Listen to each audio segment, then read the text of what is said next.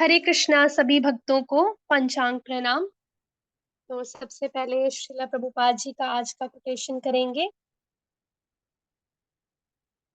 अब मैं अपने घर वृंदावन लौट आया हूँ।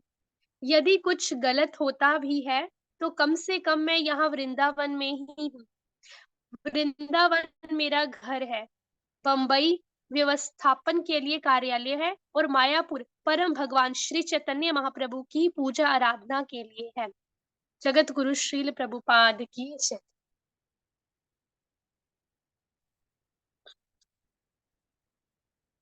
हम भगवद गीता करेंगे। भगवद गीता चैप्टर फर्स्ट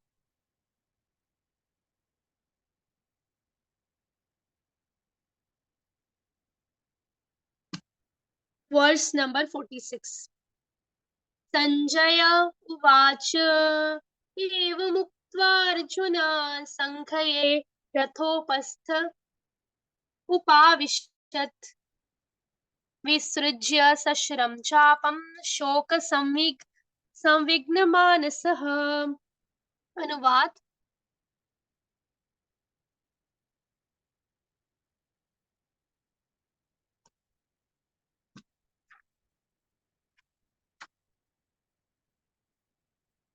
संजय ने कहा, युद्ध भूमि में इस प्रकार कहकर अर्जुन ने अपना धनुष तथा बाण एक ओर रख दिया और शोक संतप्त चित्त से रथ के आसन पर बैठ गया। माता जी तात्पर्य पढ़ दीजिए। जी माता जी, हरे कृष्ण। तात्पर्य जगत गुरु शील प्रभुपाद द्वारा शील प्रभुपाद की जय। अपने शत्रु की स्थिति का अवलोकन करते समय अर्जुन रथ पर खड़ा हो गया था, किंतु वह शोक से इतना संतप्त हो उठा कि अपना धनुष बाण एक ओर रखकर रथ के आसन पर पुनः बैठ गया। ऐसा दयालु तथा कोमल हृदय व्यक्ति जो भगवान श्री कृष्ण की सेवा में रत हो आत्मज्ञान प्राप्त करने के लिए योग्य है। इस प्रकार श्रीमद् भगवद गीता के प्रथम अध्याय कुरुक्षेत्र के युद्ध स्थल में सैन्य निरीक्षण का भक्ति वेदांत तात्पर्य पूर्ण हुआ। थैंक यू माता जी। तो अभी हम इसके लिए सबसे पहले थोड़ा सा पुराना रिवाइज करेंगे। कल के वर्ष में हमने देखा था कि अर्जुन जो होते हैं वो भगवान श्री कृष्ण को तर्क देते हैं, कहते हैं कि जो चाहे ही धृतराष्ट्र के पुत्र ये दुर्योधन और उसकी टीम चाहे ही मुझे निहत्थे और रणभूमि में प्रतिरोध न करने वाले को मुझे मार भी देना तो कोई बात नहीं, ये मेरे लिए श्रेयस्कर होगा, लेकिन मैं युद्ध नहीं करूंगा, मैं अपने संबंधियों को नहीं मारूंगा और मैं इनको मार के राज्य सुख भोग नहीं करूंगी। ठीक है। तो अभी आज के जो वर्ष है वर्ष नंबर 46, तो जिसमें संजय उवाच, ठीक है, यहाँ पे एक चीज ध्यान देंगे, संजय उवाच। तो अभी पहले क्या चल रहा था, अर्जुन उवाच, मतलब अर्जुन कह रहे थे, है ना। तो अभी संजय उवाच है तो मतलब संजय कह रहे हैं। तो अभी संजय किसको बता रहे हैं, संजय जिनको दिव्य दृष्टि प्राप्त हुई है, जो सब कुछ बता रहे हैं अपने मुख से कि कैसे कैसे क्या क्या हो रहा है ना, युद्ध भूमि में, कुरुक्षेत्र की भूमि में। तो वो किसको बता रहे हैं, धृतराष्ट्र को, है ना। तो धृतराष्ट्र को जब एक्सप्लेन कर रहे हैं तो अभी वो धृतराष्ट्र को बता रहे हैं संजय। ठीक है। तो संजय कह रहे हैं कि अर्जुन ने ऐसे कह के, मतलब क्या कह के, ये सब जो भी अर्जुन ने भगवान श्री कृष्ण से कहा वो सब कह के अर्जुन ने अपना धनुष और बाण एक और रख दिया, मतलब साइड पे रख दिया, और शोक संतप्त चित्त के साथ, मतलब दुखी चित्त के साथ क्या हुआ, रथ के आसन पर बैठ गए। ठीक है। तो अभी हम देखेंगे सबसे पहली चीज कि अर्जुन जो थे, जब अर्जुन ने भगवान श्री कृष्ण को कहा था, है ना, युद्ध शुरू होने से पहले कि कृष्ण हे भगवान, मतलब मेरा जो रथ है वो कहाँ ले चलो, दोनों सेनाओं के बीच में मध्य में ले चलो, ताकि मैं देख सकूं कि कौन धर्म की साइड है, कौन अधर्म की साइड है, और कौन कौन युद्ध करने आया हुआ है ना। तो अर्जुन ने पहले ऐसे बोला था ना। तो अभी जो अर्जुन है, तो दैट मीन्स अर्जुन क्या थे, अर्जुन खड़े हो गए थे रथ पे देखने के लिए। ठीक है।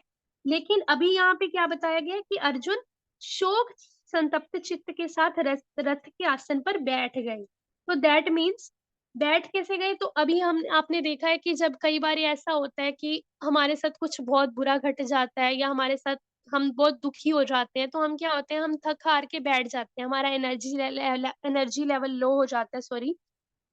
और हम क्या होते हैं, हम एक मतलब खुद को डाउन सा फ़ील करते हैं, दुखी टाइप हो जाते हैं, तो हम क्या करते हैं, एक साइड पे ऐसे बैठ जाते हैं ना, ऐसे हाँ भर के, है ना? तो क्या हुआ, अर्जुन ने भी वैसे किया, वो एक साइड पे अपना धनुष बाण रखा और शोक संतप्त चित्त के साथ, हृदय के साथ बैठ गए, है ना? कि अब मैं युद्ध नहीं करूँगा, जो होगा देखा जाएगा, चाहे मुझ पे आक्रमण कर दें, मैं युद्ध नहीं करूँगा। ये कौन बता रहे हैं? ये संजय बता रहे हैं धृतराष्ट्र को, ठीक है? तो अभी हम यहाँ देखेंगे कि अर्जुन ने पहले क्या दिया था, 4 तर्क दिए थे उन्होंने कि मैं युद्ध क्यों नहीं करना चाहता, है ना? जीव विद्या, नरक जाना पड़ेगा, ये सब तर्क उन्होंने दिए थे भगवान श्री कृष्ण को, है ना?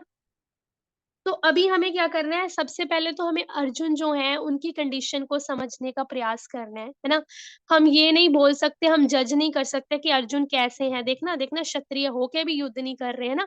सबसे पहले तो वी हैव नो राइट कि हम उनको ऐसे जज करें, क्योंकि वो है जो है सबसे बड़े भक्त हैं भगवान के, है ना? शुद्ध भक्त हैं, वैष्णव हैं और भगवान पे उन्होंने इतना फेथ दिखाया है, ट्रस्ट दिखाया है, भगवान के साथ खड़े हैं युद्ध भूमि में, है ना? तो जिनके साथ खुद भगवान खड़े हैं और इतने बड़े शुद्ध भक्त हैं, उनका जो हृदय है वो कैसे नहीं पिघलेगा, है ना? तो जो अर्जुन है वो वैष्णव है ना? स्वभाव से ही साधु पुरुष हैं, तो उनका जो हृदय है वो अपने संबंधियों को देख के, अपने मित्रों को देख के, इन सबको देख के पिघल गया कि मैं इन सबको मारूँगा और अधर्म बढ़ जाएगा, तो वो अधर्म का भी सोच रहे हैं, है ना? धर्म का भी सोच रहे हैं कि अधर्म बढ़ जाएगा अगर पितृ गिर जाएँगे, ऐसी अवांछित संतानें पैदा हो जाएँगी, इन सबके मारे जाने के बाद, पुरुषों के मारे जाने के बाद, है ना? तो उनका हृदय कैसा है? यहाँ पे लिखा है ना, कोमल हृदय व्यक्ति, दयालु और कोमल हृदय। और दयालु और कोमल हृदय कौन हो सकता है? केवल भगवान के भक्त, जो भगवान की भक्ति में लगे हैं, ठीक है? वही कोमल और हृदय हो सकते हैं। और भगवान की सेवा में जो रत हो, ठीक है? और अर्जुन क्या है? भगवान की सेवा में रत है, ठीक है? और आगे क्या है कि बाकी वो बात अलग है कि अर्जुन जो है वो क्षत्रिय है ना? और क्षत्रियों को जो है, क्षत्रिय और जो ब्राह्मण होते हैं, उनका जो अपना कर्तव्य होता है, वो निभाना सबसे बड़ी बात होती है। मतलब वो अपने धर्म से पीछे नहीं हट सकते, है ना? ब्राह्मण का क्या फर्ज होता है कि, और क्षत्रिय का क्या फर्ज होता है कि अपना-अपना जो उनका धर्म है, जो उनका मतलब कर्तव्य है, उसको निभाना, ठीक है? ये बहुत बड़ी बात होती है जब वो पीछे हट जाएँ, ठीक है? तो आगे क्या है कि वो क्षत्रिय है, है ना? अर्जुन क्षत्रिय है, तो क्षत्रियों की क्या ड्यूटी होती है? They should accept their duty, है ना? उनको युद्ध करना है और धर्म की हानि हो रही है, तो उनको जो अधर्मी है, उनको भगवान श्री कृष्ण की जैसे डायरेक्शंस और इंस्ट्रक्शंस के अकॉर्डिंग उनके साथ युद्ध करना ही है। तो अर्जुन जो है, ऐसे हताश होके नहीं बैठ सकते, है ना? वो बात अलग है कि वो वैष्णव हैं, बट हाँ, अभी वो क्या है, अभी वो थोड़ा अज्ञानता के वश में हो गए हैं, है ना? तो बाकी जो है वो भगवान श्री कृष्ण उनको बताएँगे आगे, है ना? अभी हम देखेंगे कि एक जो है, इसकी एक एग्ज़ाम्पल लेते हैं कि एक मान लो स्कूल है ना? स्कूल में अभी एग्ज़ामिनेशन हॉल में एग्ज़ाम चल रहा है। तो एग्ज़ाम में जैसे मान लो इतने सारे बच्चे बैठे हैं, तो उसमें से एक बच्चा जो है वो टीचर का है। तो अभी टीचर क्या करेगी? टीचर करेगी कि अपने बच्चे को जानबूझ के चीटिंग करवाएगी कि आएगी पास में, ये ले पर्ची देख ले, इसमें से देख ले, मैं बता देती हूँ तुझे आंसर्स। तो फिर बाकी बच्चों को वो नहीं बता रही टीचर, है ना? लेकिन अपने बच्चे को बता रही है। तो फिर वो क्या हो जाएगा? वो गलत हो जाएगा। मतलब वो अपने धर्म के खिलाफ जा रही है, क्योंकि जो टीचर होते हैं वो ब्राह्मण होते हैं ना, तो विद्या देना उनका फर्ज़ है। तो अगर वो अपने बच्चे के साथ ऐसे कर रही है, बाकी बच्चों के साथ पक्षपात कर रही है ना, तो दैट मीन्स क्या कर रही है? वो गलत कर रही है ना? तो अभी हम देखेंगे कि गुरु द्रोणाचार्य के एग्ज़ाम्पल लेंगे, तो जैसे कि धृष्टद्युम्न है ना? तो द्रुपद महाराज ने जब यज्ञ किया था, तो धृष्टद्युम्न आए थे अग्नि से, किस लिए? अ, गुरु द्रोणाचार्य को मारने के लिए उन्होंने यज्ञ की अग्नि से निकाला था, है ना? लेकिन जो गुरु द्रोणाचार्य थे उनको ये बात पता थी कि धृष्टद्युम्न जो है मुझे मारेगा, है ना? लेकिन फिर भी गुरु द्रोणाचार्य ने उसको शिक्षा दी, है ना? शिक्षा दी उसको, मतलब अस्त्र-शस्त्र का सिखाया, स्किल्स सिखाए। क्यों? क्योंकि वो एक गुरु है, वो एक ब्राह्मण है ना? और गुरु का स्वभाव क्या होता है? सबको शिक्षा देना, है ना? तो इसीलिए गुरु होने के नाते उन्होंने अपना जो धर्म है, अपना धर्म निभाया। तो वैसे ही जैसे ब्राह्मण अपना धर्म निभाया, गुरु द्रोणाचार्य ने अपना धर्म निभाया, और टीचर को भी सबके साथ एक जैसा बिहेवियर करना चाहिए, चाहे ही उसका बच्चा क्लास में बैठा है ना? वैसे ही जो अर्जुन है वो क्षत्रिय है ना? तो क्षत्रिय का भी क्या फर्ज है कि वो अपनी ड्यूटी को एक्सेप्ट करे, है ना? और ऐसे नहीं कि धनुष और बाण साइड में रख के दुखी होके बैठ जाए, वो बात अलग है कि उनके दिल में जीवित दया है। बाकी अभी थोड़ी देर के लिए वो अज्ञानता के वश में हो गए थे, पर आगे आने वाले वर्सेस में जो भगवान श्री कृष्ण है उनको ज्ञान देंगे, है ना? उपदेश देंगे कि अर्जुन तुम युद्ध करो, और वो बताएंगे भी, अच्छे से एक्सप्लेन करेंगे, ठीक है? और फिर अर्जुन जो है, एक बात यहाँ पे ध्यान से देखेंगे कि अर्जुन जो है वो भक्त है। यहाँ पे लिखा है ना, भक्त भगवान की सेवा में रत होता है, तो वो भक्त है। लेकिन भक्त का स्वभाव क्या होता है? भक्त का स्वभाव होता है कि वो ज्ञान लेते हैं, वो सरेंडर करते हैं, उनमें होती है ये चीज, है ना?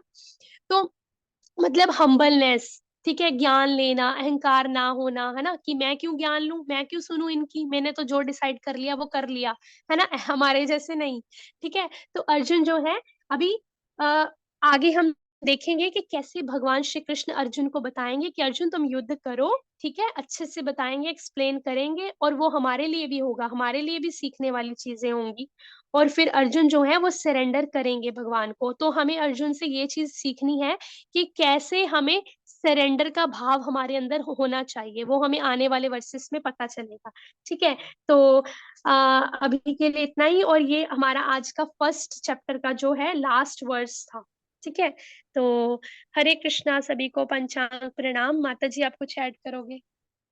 हरे कृष्ण माता जी। एक तो आप बोल रहे थे ना, यज्ञ यज्ञ, वो यज्ञ अनुष्ठान कहते हैं उसको। माता जी, आपकी यज्ञ आवाज कट जब गई। स्टार्ट किया, अनुष्ठान उसका मकसद था जिसमें से हरे ह्यूमन कृष्णा। ग्रोथ कर सकती। अब आ रही है सही से? हरे कृष्णा। अभी अब आ आ रही है रही है, आवाज? पहले जी जी, पहले कट गई बहुत सारी आवाज ना।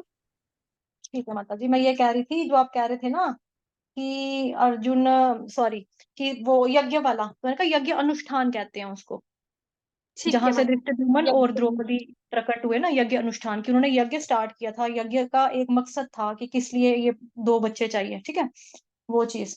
और हाँ, मैं थोड़ा सा रिवाइज करवा देती हूँ इनको कि क्या है उसमें।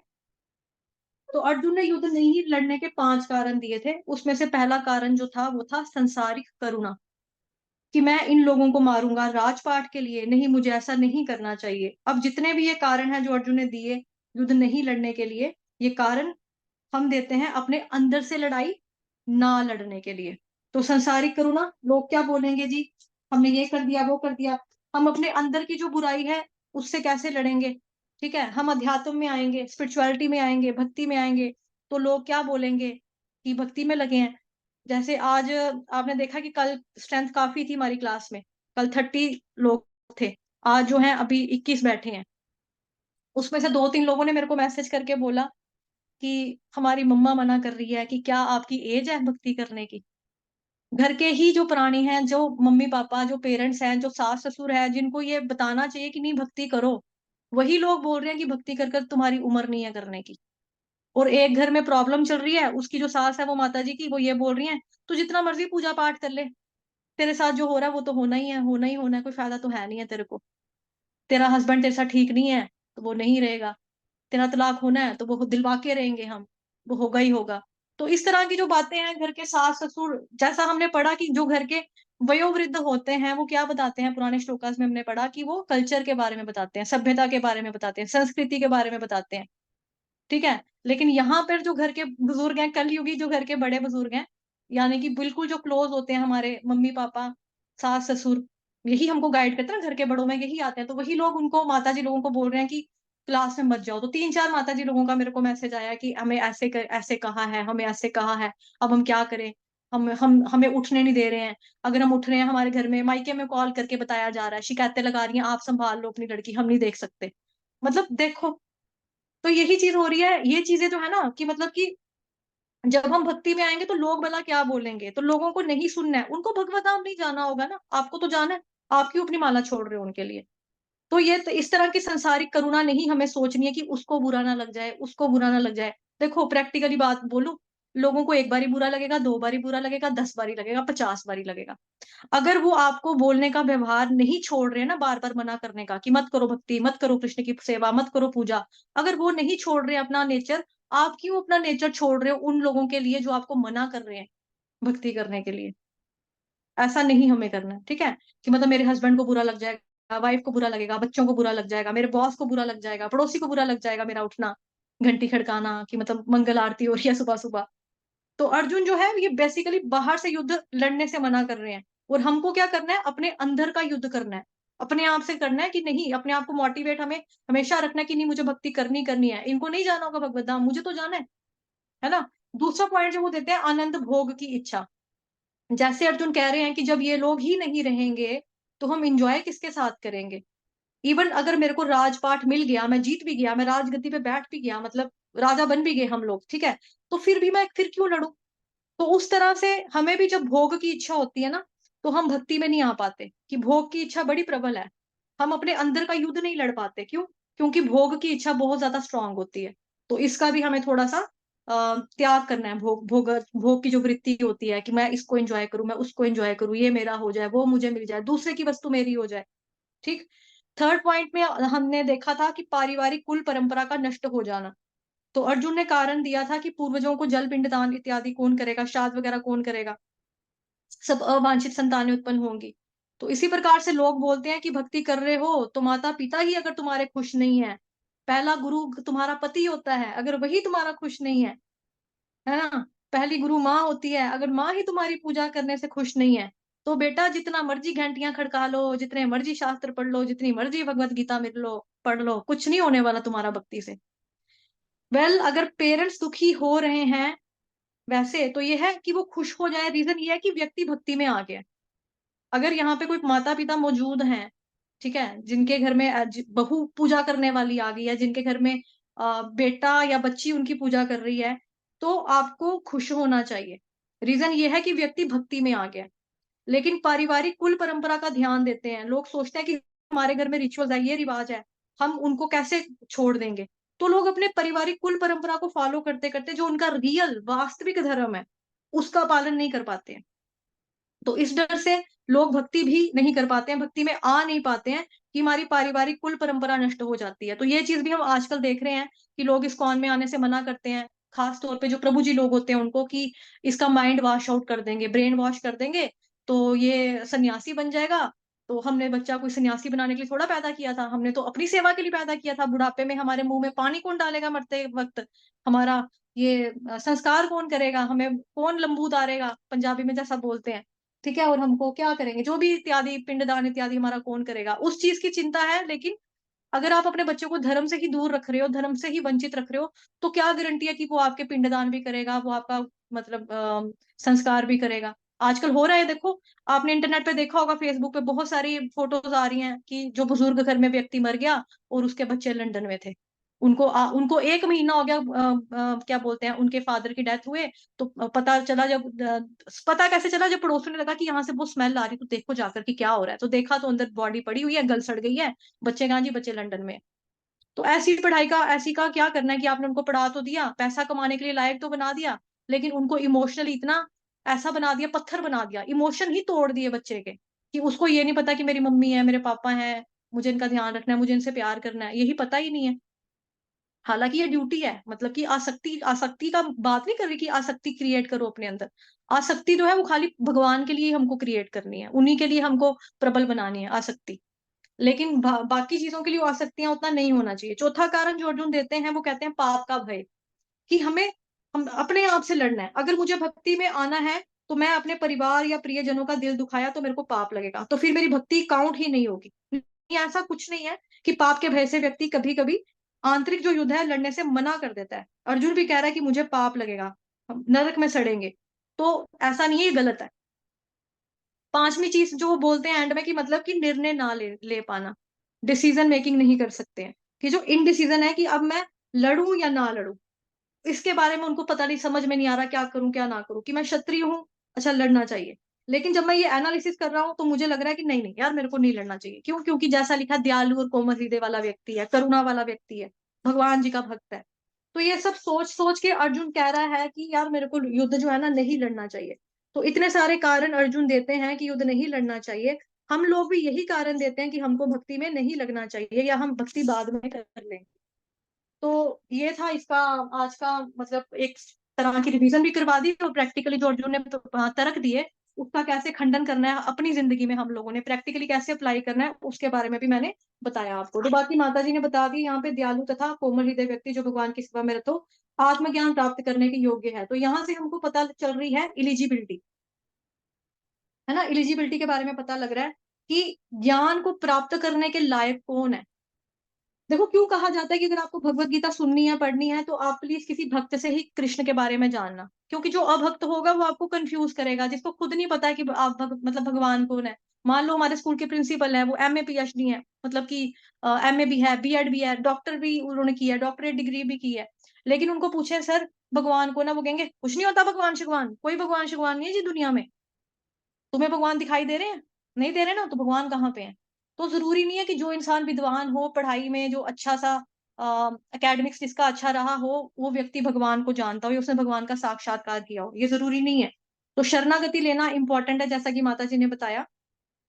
जब तक हम भगवान जी के प्रति सरेंडर नहीं करेंगे, हमको ये दिव्य ज्ञान प्राप्त नहीं होने वाला है। परमानेक गुरु की शरण में जाकर हमको श्रवण करना है, तो शरणागति जो है बहुत इम्पोर्टेंट है।